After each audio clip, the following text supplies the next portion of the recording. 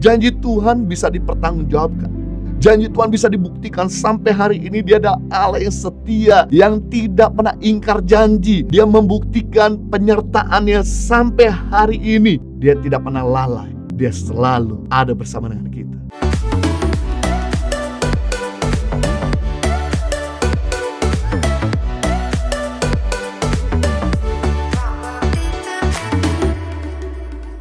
Yang ketiga, perintah agung daripada Tuhan Yesus mengingatkan akan penyertaan bagi kita.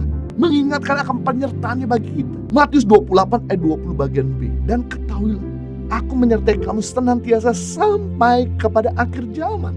Amazing. Menyertai sampai selama-lamanya. Janji Tuhan bukan janji bohong. Janji Tuhan bisa dipertanggungjawabkan. Janji Tuhan bisa dibuktikan. Sampai hari ini Dia adalah Allah yang setia, yang tidak pernah ingkar janji. Dia membuktikan penyertaannya sampai hari ini. Dia tidak pernah lalai. Dia selalu ada bersama dengan kita. Ada dua hal yang terjadi jika kita sadar bahwa Tuhan itu menyertai kita. Yang pertama, maka kita tidak perlu khawatir dan takut menjalankan kehidupan ini, sebab Dia bersama dengan kita.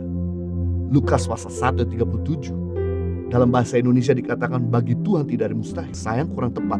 Tapi dalam bahasa Inggris dikatakan for with God nothing is impossible. Bersama dengan Tuhan tidak ada yang mustahil.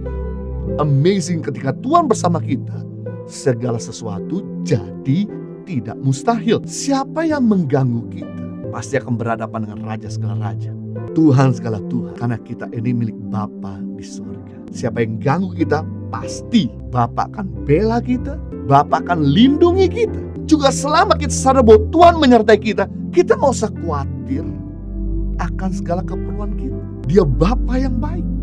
Dia Bapa yang akan mencukupi. Dia Bapa yang akan bertanggung jawab ketika kita masih kecil. Tugas orang tua yang putar otak untuk mencukupkan segala keperluan kita. Bukan tugas si anak yang mikirkan bagaimana memenuhi kebutuhannya. Tugas orang tua yang putar otak. Sama hal, kalau kita ini anak Bapa di surga, maka Bapa yang akan putar otak bagaimana untuk bertanggung jawab memelihara, menyertai, mencukupkan, menyehatkan dan sebagainya. Sebab kalau kita diizinkan tetap dalam keadaan susah, maka Bapa tentu gak mau untuk kita selalu bersedih.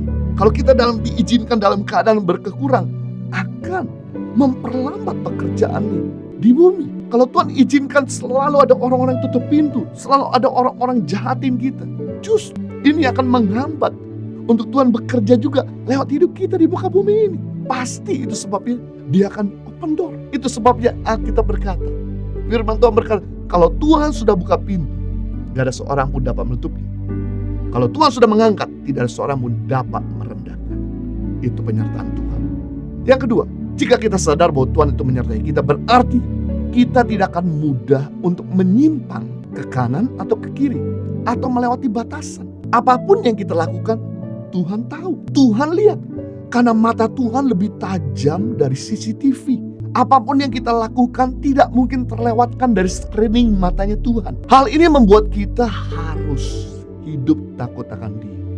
Tidak sembarangan melakukan hal yang benar tanpa diawasi. Tidak akan buat sesuatu yang bertentangan dengan kehendaknya. Sadarilah bahwa perbuatan kita hari ini akan menentukan masa depan kita. Keputusan kita hari ini yang kita lakukan akan menentukan masa depan kita. Jadi kalau kita hidup hari ini, ada hasil perbuatan kita di masa lalu. Jadi kita gak bisa iri dengan orang di sebelah kita. Kenapa hidup dia jauh lebih sehat, kenapa hidup dia jauh lebih percaya sama Tuhan. Karena dia menabur yang benar.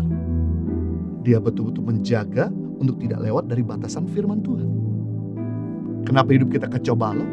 Kenapa hidup kita selalu gagal? Kenapa hidup kita tidak dapatkan jawaban dari Tuhan? Mungkin saja karena kita melakukan yang salah.